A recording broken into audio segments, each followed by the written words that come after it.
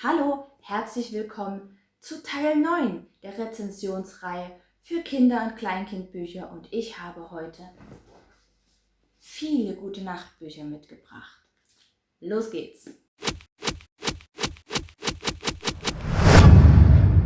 Ihr habt es schon gesehen, das erste Buch ist Noch einmal knuddeln aus dem Iglo Books Verlag. Das gab's für 5 Euro. Die Maus bringt die kleine Maus nach dem Spielen zum Zähnchenputzen und dann ins Bettchen. Dort liegt die kleine Maus, kann aber nicht einschlafen. Sie möchte nochmal knuddeln. Also geht die Mama-Maus mit der kleinen Maus wieder nach oben. Sie gucken nochmal den Mond an. Sie machen noch den Stern an. Und dann schläft die kleine Maus ein und träumt tolle Sachen. Und Mama-Maus ist auch eingeschlafen. Also die Bilder sind wirklich sehr süß. Das Gewicht ist für die Menge an Seiten echt gering. Der Einband ist unfassbar stabil. Die Ecken sind abgerundet. Die Pappen sind relativ dünn, aber diese Geschichte ist auch für die Altersgruppe ab 3 Jahre geeignet. Ich habe es gekauft, weil ich das wirklich sehr hübsch fand und der Preis auch wirklich für mich gerechtfertigt war. Und dann habe ich das erste Mal mit meinem Kind angeguckt und musste wirklich schlucken. Seitdem gucke ich immer Bücher komplett an, bevor ich mir was kaufe. Es ist ja alles ganz schön, was die kleine Maus hier alles macht und was die Mama-Maus da mit dem kleinen Mäuschen macht. Aber dann geht's hier los, ne? Die kleine Maus will nicht schlafen. Die Mama-Maus versucht natürlich alles, um endlich ihre Ruhe zu haben, damit das Kind endlich schläft. Seien wir mal ehrlich als Eltern, wir würden auch gerne mal einen ruhigen Abend verbringen. So.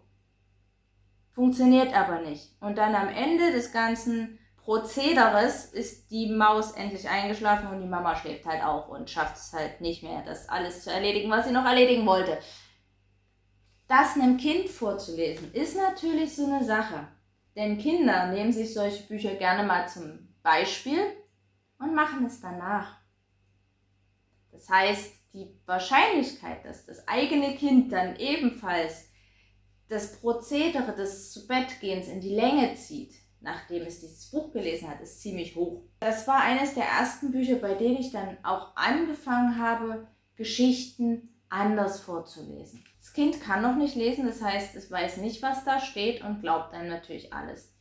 Und wenn man schnell genug lesen kann, kann man die Geschichte auch ganz anders vorlesen und trotzdem ungefähr was erfinden, was zu den Seiten passt, die hier im Buch sind, kann ein paar Sachen auslassen, die man halt nicht so toll findet. Und das Buch ist trotzdem noch schön für das Kind.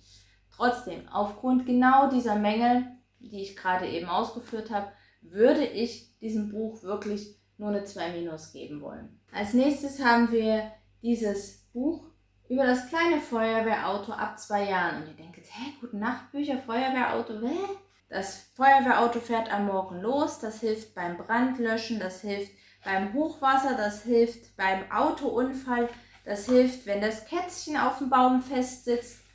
Und dann fährt es natürlich wieder zurück zur Feuerwehrhalle und schläft dort ein.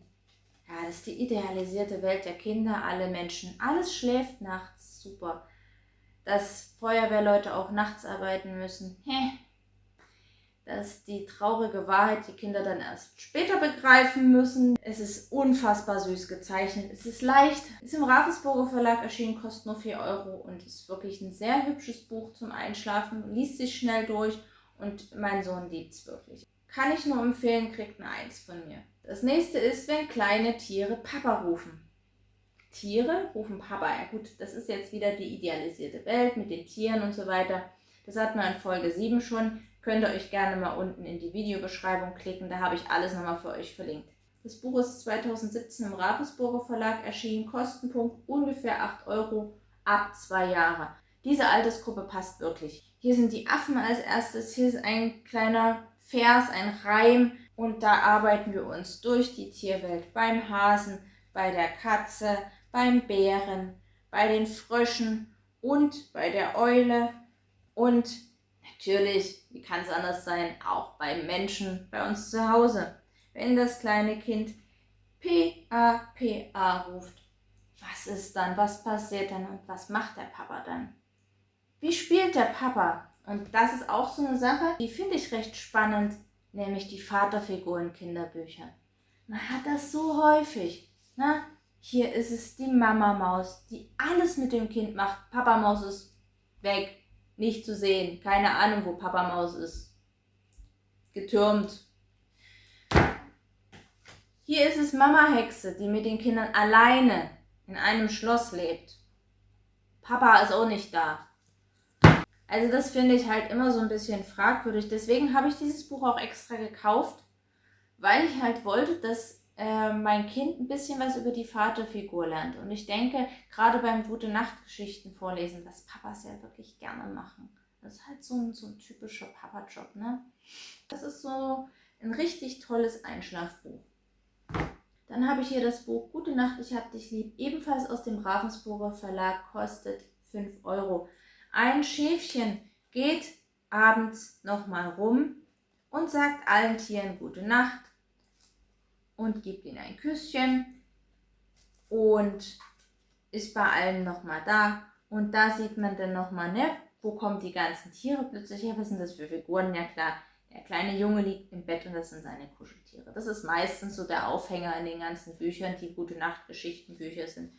Und dann schläft der Junge und das Schäfchen passt natürlich auf ihn auf. Da haben wir wieder das Motiv des Aufpassens. Das hatte ich bei den Tierbüchern schon mal erklärt. Schaut, wie gesagt, gerne mal die Videobeschreibung, warum das so wichtig ist für Kinder in dem Alter.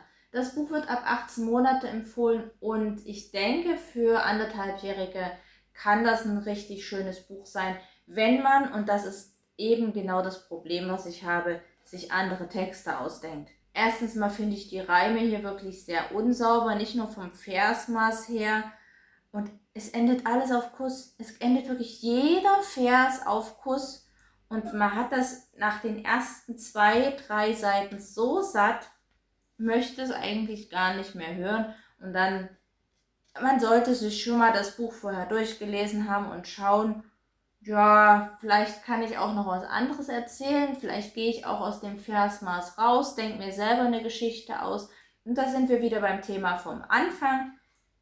Wie denke ich mir Geschichten aus zu Bilderbüchern, die ich nicht vorlesen möchte? Die habe ich alle auf einmal gekauft und da hätte ich vielleicht ein bisschen besser aufpassen müssen. Diesem Buch würde ich ungefähr eine 2- bis 3 geben, einfach weil ich als Verlag vielleicht ein bisschen drauf aufgepasst hätte, okay, will ich jetzt wirklich auf jeder Seite einen Reim auf Kuss finden? Also das nutzt sich halt einfach so unfassbar schnell ab. Ich finde es nicht schön. Und dann haben wir noch ein Buch, was wirklich, wirklich toll ist. Wenn kleine Tiere schlafen gehen. Das ist 2013 im Oettinger Verlag erschienen, kostet 6 Euro ungefähr und ist für die Altersgruppe ab 1,5 geeignet. Kann es aber auch schon mit Einjährigen angucken. Ich finde die Bilder so unfassbar schön gezeichnet.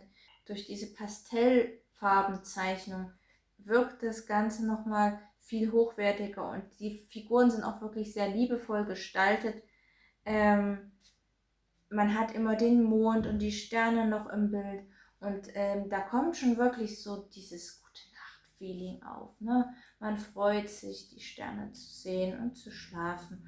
Und es ist schon am Dunkelwerden, alles ist ein bisschen schummrig. Und die ganzen Tiere sagen zu ihren Kindern Gute Nacht auf ihre eigene Weise. Hier ist auch ein Vers auf jeder Seite, der ist wirklich gut. Da war ich überrascht.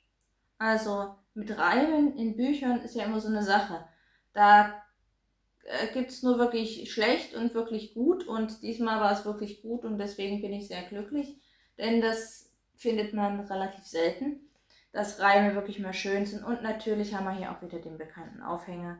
Die Kuscheltiere des Kindes liegen hier im Bett und das sind genau die Tiere, die wir auch im Buch vorher angeschaut haben. Und natürlich bekommt auch der Junge von seiner Mama ein Einschlafritus, wo alles nochmal wiederholt wird, was die Tiereltern hier vorne im Buch mit ihren Tierkindern gemacht haben. Das macht die Mama auch mit ihrem kleinen Jungen.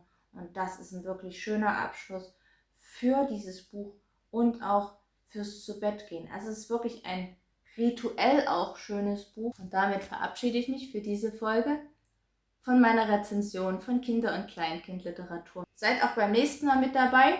Es gibt wieder tolle neue Bücher zu entdecken. Gebt gerne ein Like unten oder abonniert den Kanal, um die nächste Folge nicht zu verpassen. Und bis dahin könnt ihr euch noch ein paar andere Videos von mir anschauen, wenn ihr Lust habt. Bis dahin, ciao!